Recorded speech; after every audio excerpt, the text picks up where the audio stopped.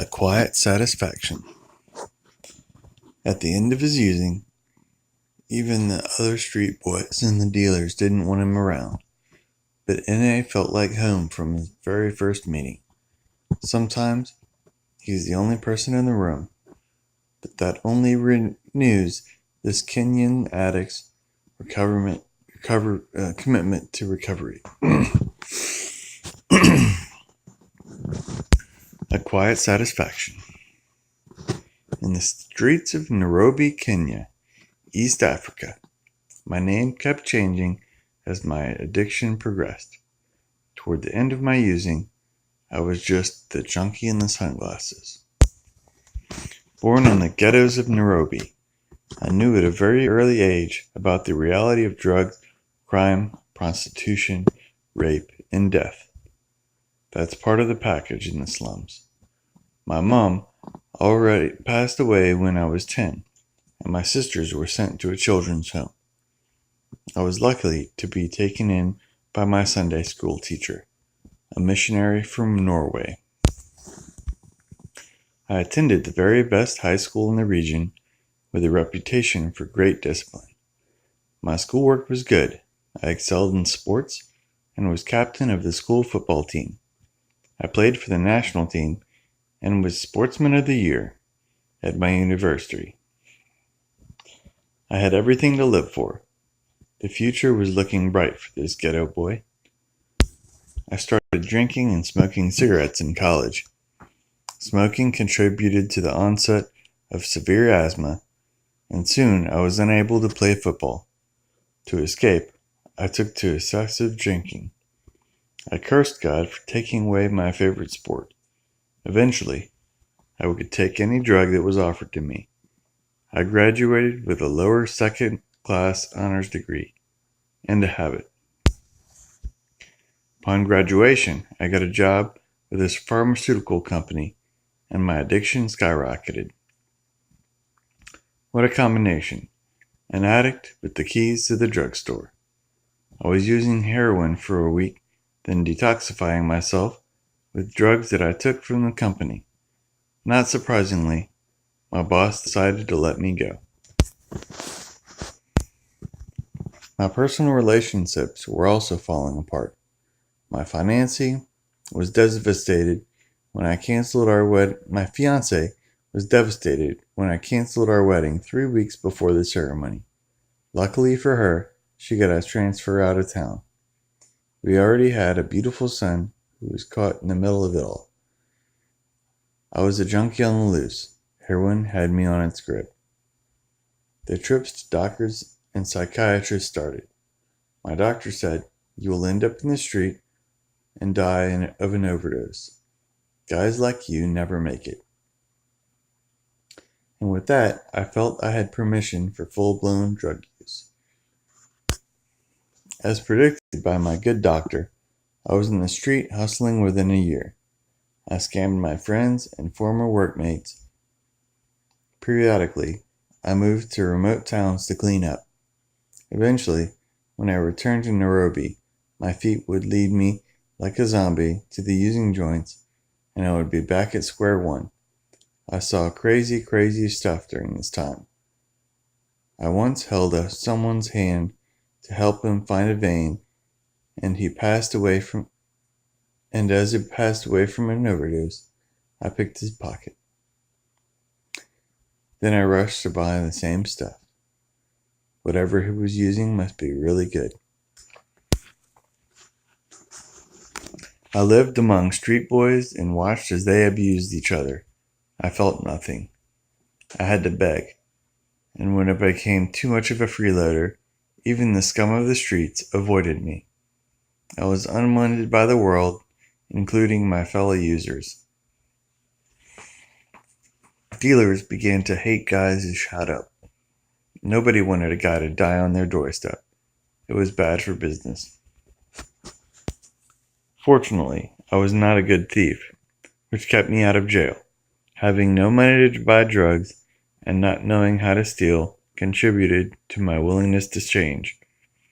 With my willpower, self-help books, faith in God, and geographic change, I could pull myself together and stay clean for short periods, but eventually the pain of not using would supersede the benefits of my newfound freedom from active addiction. I visited witch doctors, and I have marks on my chest to show for their efforts. Nothing worked.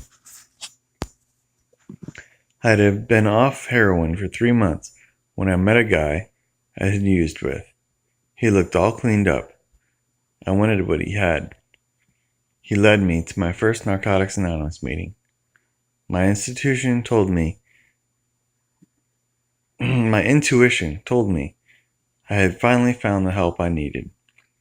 In the meeting, I recognized some other guys I had used with. I made myself a cup of coffee and knew I was home. I needed to see someone I knew get clean in order to believe that recovery is possible for me.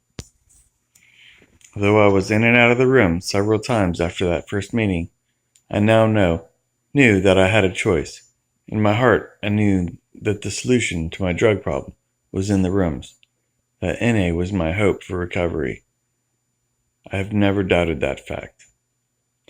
I am now 3 years clean. In these last 3 years, I have watched others walk in just like I did, and I have seen the changes that take place as they keep coming back. Witnessing this has been one of the greatest gifts of my recovery. Meetings in Kenya are small in numbers and in clean time. The average meeting has 4 to 15 members. Most of them have less than a year clean. There are language barriers for members who can't communicate in English. Recently, public awareness about NA has been increasing. Meetings are starting in Mombasa and Malindi, our coastal towns. There are some conflicts in the fellowship here, which I am told is in part a parcel of growing groups. I admit that we could have done better. However, I mark the progress. I hear the laughter. I see the meetings growing. But sometimes it's still difficult to get more than one person in a meeting. Personally, I enjoy the quiet when no one shows up to the NA meeting. It renews my commitment every time I find myself alone in a room, although most meetings these days have a minimum of 4 members and sometimes even 20. There are great friendships in the fellowship here. We make cakes for birthdays and have a good rapport. You know, we addicts are really down-to-earth people. There's a lot of laughter after meetings. My cell phone reads like an NA phone book. We go bowling together, to the movies, to dinner. Recently, one of my new friends in NA taught me how to scuba dive, jet ski, and parasail. I could never imagine doing things like that and having fun. My friends, my true friends, are now in NA.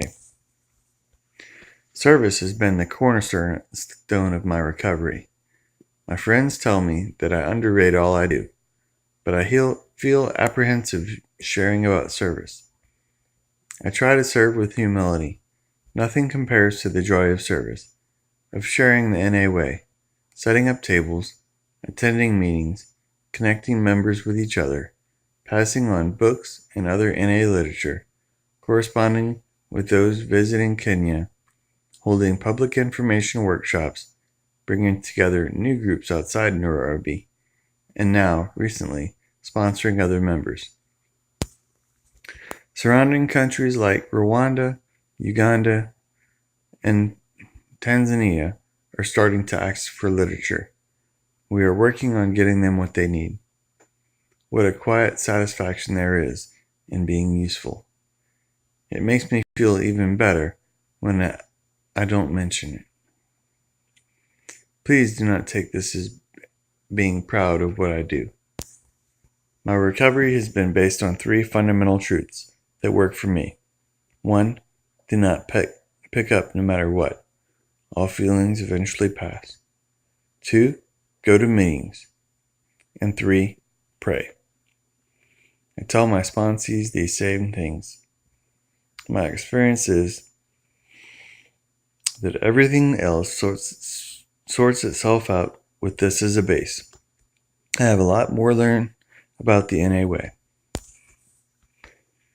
Recently, I have learned that I have hepatitis C and have been getting answers from members in the fellowship who live miles away about how to deal with it. With this new challenge, my friends in the fellowship, and even their families, have been asking me what they can do to help me. I tell them that they are doing enough just by being willing to support me. I am also back to school in a postgraduate program. I've been talking to the son I almost lost during my addiction. He recently told me he loves me. He is 12 years old, and he has never said anything like that before. I can't express how much this means to me, especially after all the damage I caused. Through my recovery, I am reestablishing relationships and making new ones. I am also discovering myself and slowly finding out what I can do and be. It far exceeds what I ever imagined before finding NA. Our fellowship here is still young. Visiting NA members have given us so much. I have found people I identify with, tools to live by, and a purpose that has filled the void that existed throughout my life. You are welcome to visit us here in Nairobi, Kenya, anytime. God bless Narcotics Anonymous.